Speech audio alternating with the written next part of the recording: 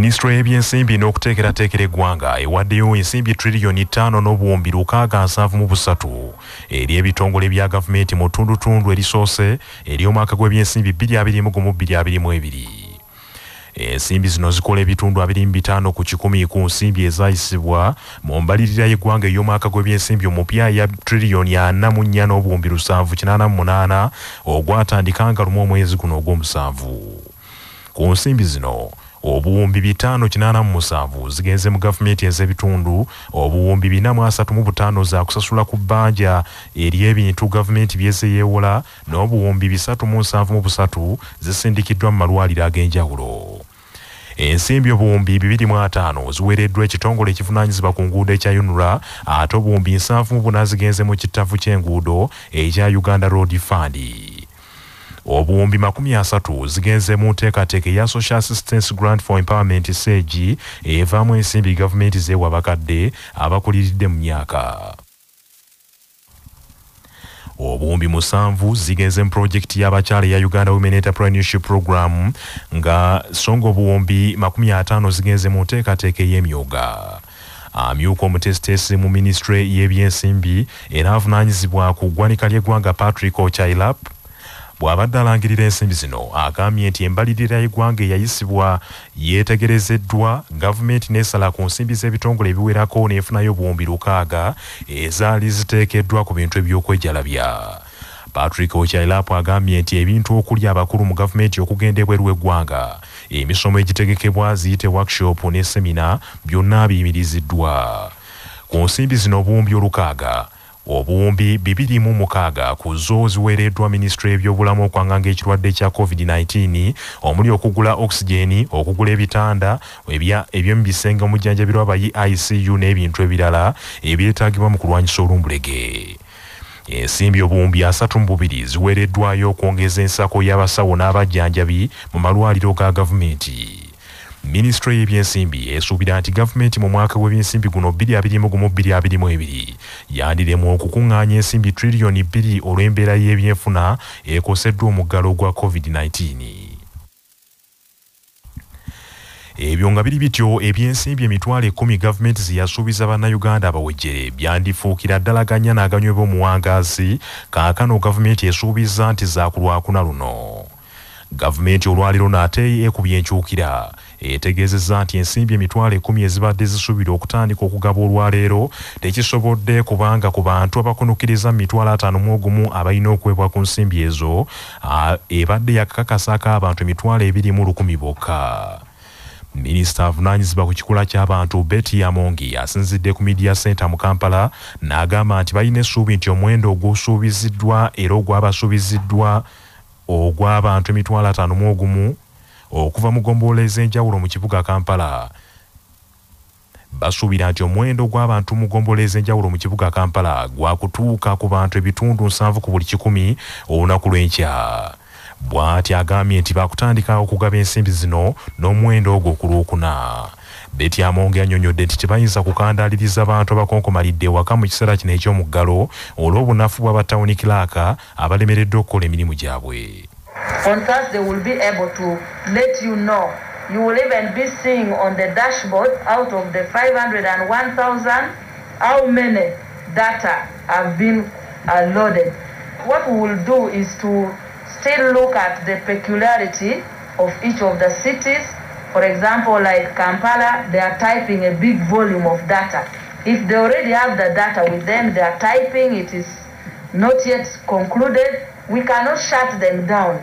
But what we don't want is to give assurances to people and they become lazy and start relaxing to upload data.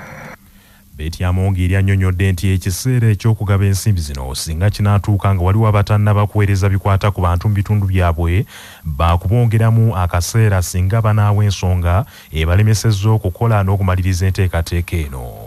Agambye nti bataddewo ebitongole bya gavumenti ebyenjawulo ebineekennenya ebiwandiiko ebyabawandiisiddwa nga muno mulimu n'ekitongole kya NIRA ekivunaanyizibwa ku ndagamuntu.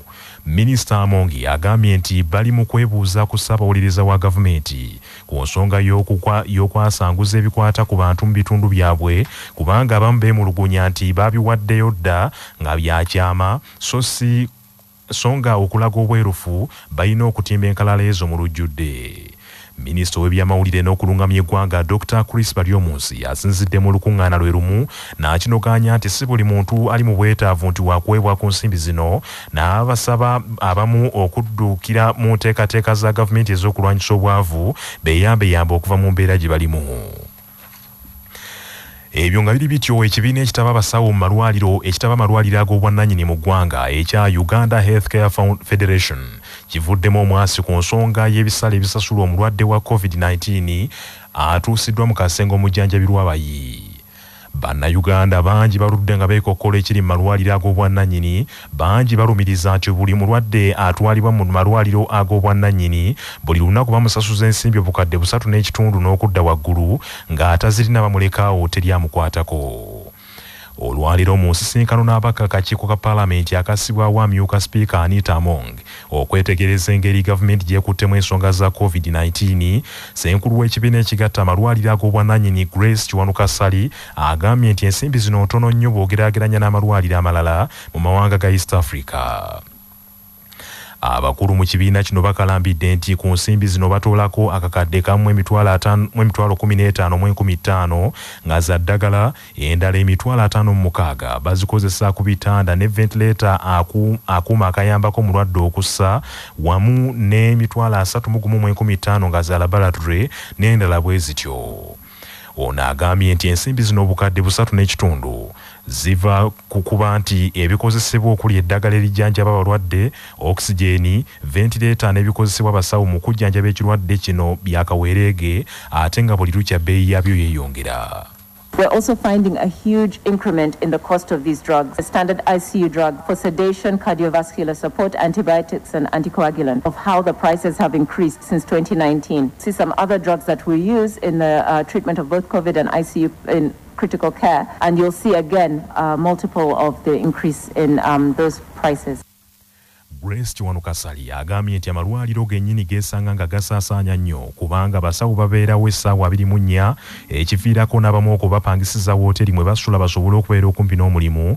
Abalala bbeeyi y'amazzi yeeyongera n'ebitundu 24 ku buli 100 nga n'amasannyalaze bbeeyi yaago yeeyongera n'ebitundu 45 ku 100.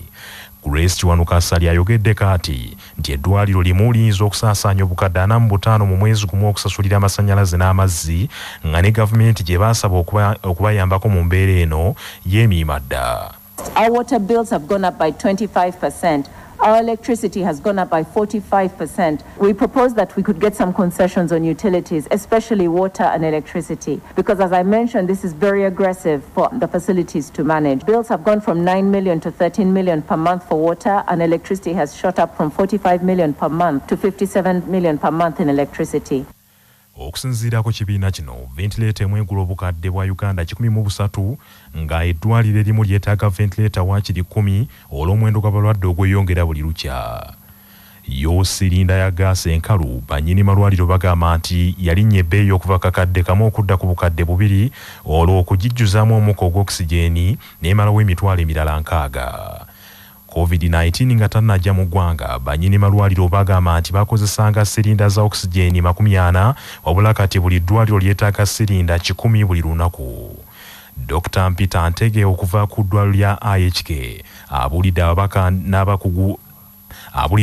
nti n'abakugu abajjanjaba COVID-19 mu intensive care unit batono ddala, ate nga amalwaliro gabanoonya tegabalaba era abaliwo balwanira balwanire. The entire population of intensivists we have in this country volunteered to do so. It would not serve the population as we want to, even just in private sector. We have about 70 anesthesiologists registered and about 10 emergency physicians who can qualify to be intensivists. But these anesthesiologists and emergency physicians are not primarily intensivists because they also have to man theaters. So you find yourself having over 50 anesthesiologists in theater practice, and you're left with only about 20 anesthesiologists as a country to man all the ICUs.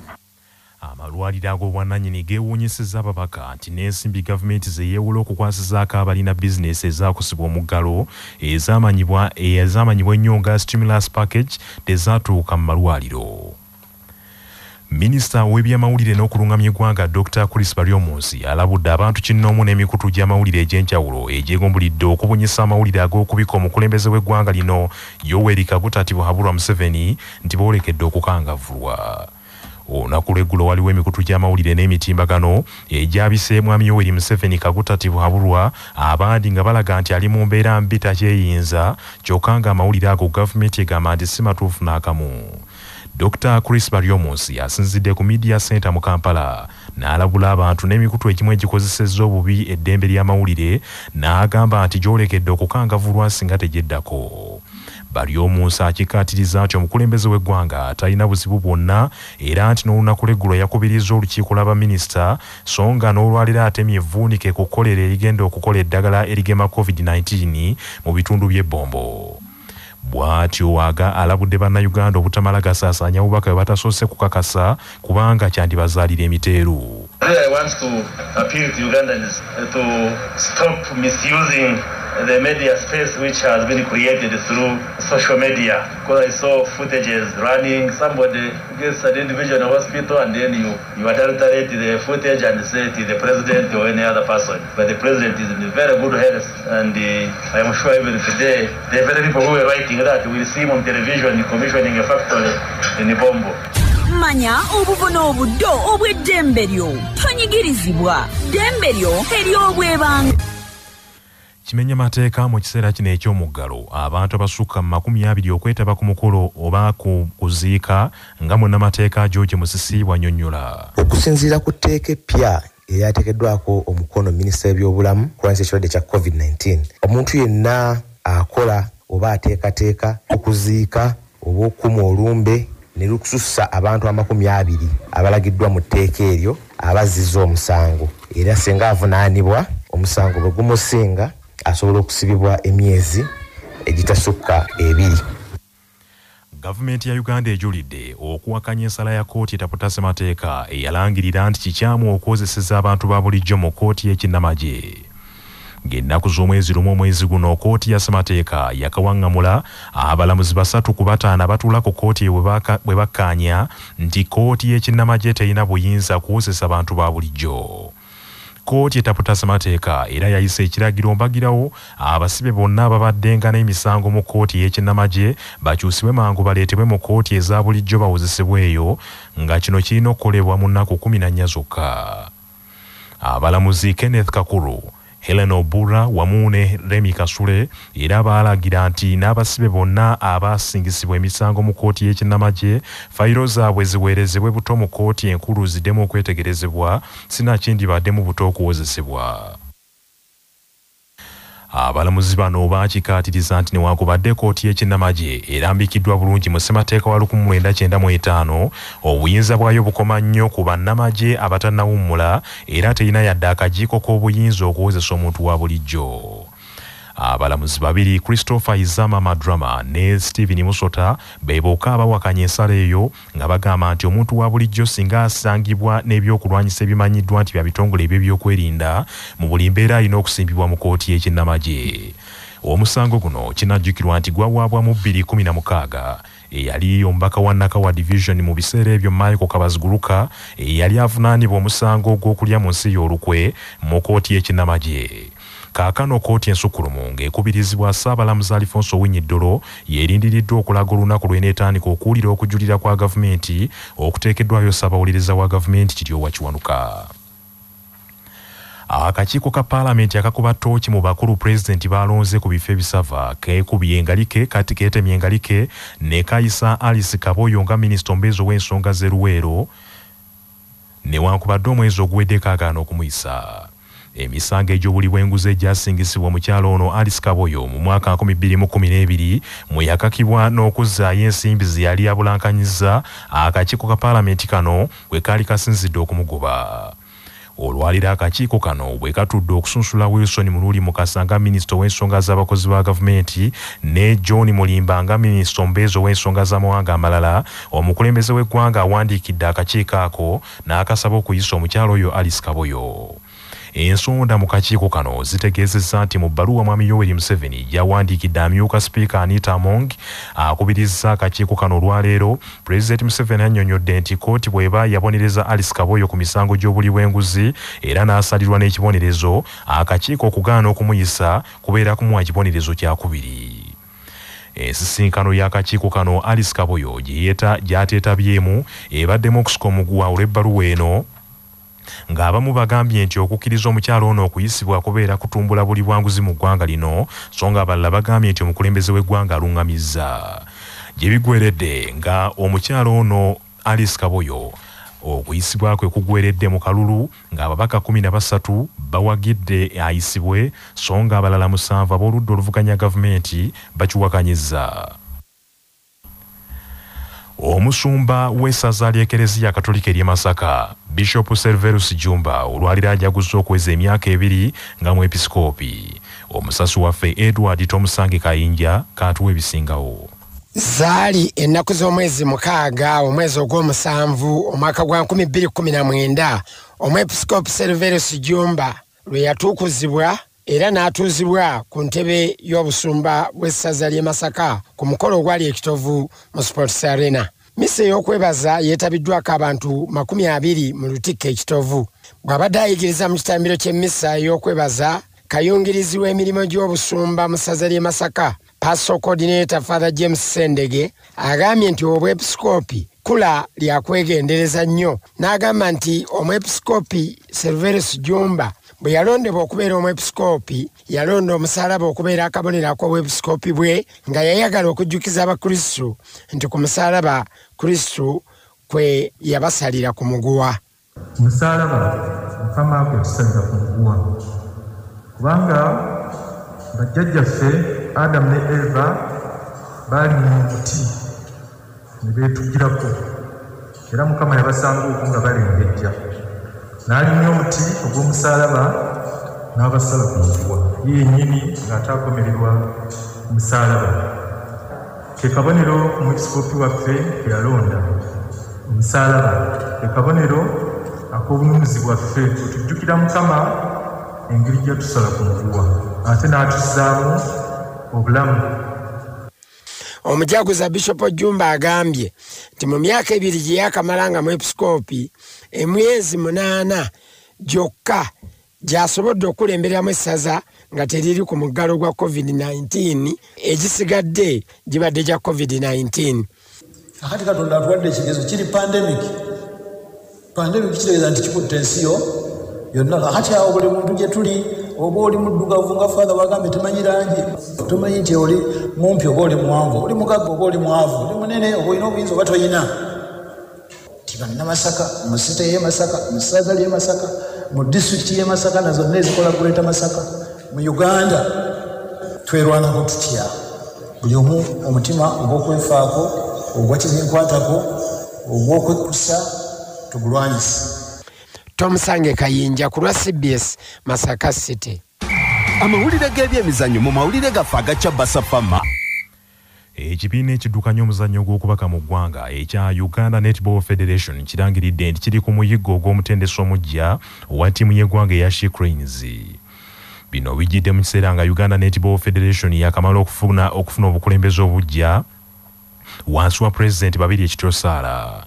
Omwogezi wa Uganda Netball Federation Yahaya Sengabi agambye nti kino bakikoze okuwa omukisa buli muntu eyeetaaga omulimu guno okusaayo okusaba kwe era buli muntu ateekeddwa okuwaayo ebiwandiiko ebimwogerako n'okulaga obumanyirivu alina mu mulimu gw'obutendesi mu muzannyo ogw'okubaka. Mu kiseera kino ttiimu ebadde etendekebwa Rashid Mubiru ne Robert Kisitu era nga bano bajjawo oluvannyuma lw'okugoba Vincent Kiwanuka ne Nelson Boogere. Ebyo nga bikyali bityo. Empaka za UEFA Euro Championship ez'ensi kirimaanyi e Bulaaya ziddamu okuzannyibwa ekiro kino ku ssaawa 4 n'omupiira gumu ogw'oluzannya lwa semi-final nga Italy egenda kuttunka ne Spain ate enkya Bungereza yakuzuuzumba ne Denmark ng'emipiira gyonna giri mu kisaawe kya Wembley e Bungereza. Amawulire okuva ebweru w'eggwanga ebipampagalo by'ennyonyi ya Russia eyawamatuse mu bwengulaane yeerindiggula ku ddimwa bizuuliddweyo wansi mu bibira by'e Kamchatka. Abantu 28 ababadde ku nnyonyi eno kiteeberezebwa nti bonna z'embuyaga ezikaza engoye ebifaayo biraga nti tewali n'omu asimattuse. Ennyonyi eno AN 26 ebadde eva mu kibuga Petropavlovsk ng'eyolekera ekisaawe kiyitibwa Palana wabula omugoba waayo n'ava ku mayengo agabadde gamuyamba okuwuliziganya n'abali ku kisaawe gye yasimbudde. Ennyonyi n'eyita ku kisaawe we badde eraga olugendo lwa kilomita 9. Agavuda mu kunoonyereza wano ku Kyabasa Famma gaagano. Mu mawulire ag'empuna ebuyindi abayenseko zijjula kubatta ab'obuyinza bwe bakubidde omusajja essimu nga bamuyita ano n'ebbaluwa ye mukakasa nti yafa. Musajja mukulu Chandra Desai essimu emusanze ku lubimbi lwe. Abakulu mu kitongole ekikola ku mirambo mu munisipaali y'e Tane ne bakamutema nti y'omu ku baafiira mu bulwadde bwa COVID-19 obujjojjobezza eggwanga eryo. Musajja watu Desai awunze akuŋŋaanyiza buli kiwandiiko okuva ku bbaluwa ey'obuzaale n'awerekerwako batabani be olwo ne balumba ekitebe gye bagabira satifikeeti z'emirambo n'abasaba bamujjukize olunaku olutuufu lwe yafa. Abaddukanya ekitongole kino beetonze olw'ensobi eyakoleddwa mu kuwandiika ku satifikeeti y'omukulu oyo wabula nga tekyali ayagala kubiwuliriza. Bannaffe amawulire ag'essaawa eno kangamalirize mu bufunze. Ministry y'ebyensimbi n'okuteekerateekera eggwanga ewaddeyo ensimbi triliyoni 5.673 eri ebitongole bya gavumenti mu ttundutundu erisoose ery'omwaka gw'ebyensimbi guno ogwa 2021-2022. Ebyensimbi emitwalo 10 gavumenti ze yasuubiza bannayuganda abawejjere bifuukidde ddala aganya n'aganywebwa omuwangaazi kaakano gavumenti esuubiza nti zaakulwakuna luno. Ekibiina ekitaba amalwaliro ag'obwannannyini ekya Uganda Healthcare Federation kivuddemu omwasi ku nsonga ey'ebisale ebisasula mu malwaliro esasula omulwadde wa COVID-19 atuusiddwa mu kasenga omujjanjabirwa abayi ng'abakulu bategeezezza nti ensimbi zino ntono nnyo bw'ogeraageranya ku z'amalwaliro amalala. Minisita w'ebyamawulire n'okulungamya eggwanga Dr. Chris Baryomunsi alabudde abantu n'emikutu gy'amawulire egimu egyegumbulidde omuze gw'okubunyisanga amawulire agabika omukulembeze w'eggwanga lino Yoweri Kaguta Tibuhaburwa Museveni nti boolekedde okukangavvulwa. Ebipampagalo by'ennyonyi ya Russia eyawamattuse mu bwengula n'eyerindigula ku ddimwa bizuuliddweyo wansi mu bibira by'e Kamchaka ng'abantu 28 bonna babadde ku nnyonyi eyo kiteeberezebwa nti z'embuyaga ezikaza engoye. Bannaffe ag'essaawa eno bwe gatyo bigagenze. Sigala naffe ku CBS FM ey'obujjajja. Nze Joshua Musaasisi Nsubuga agundegunda omuteregga.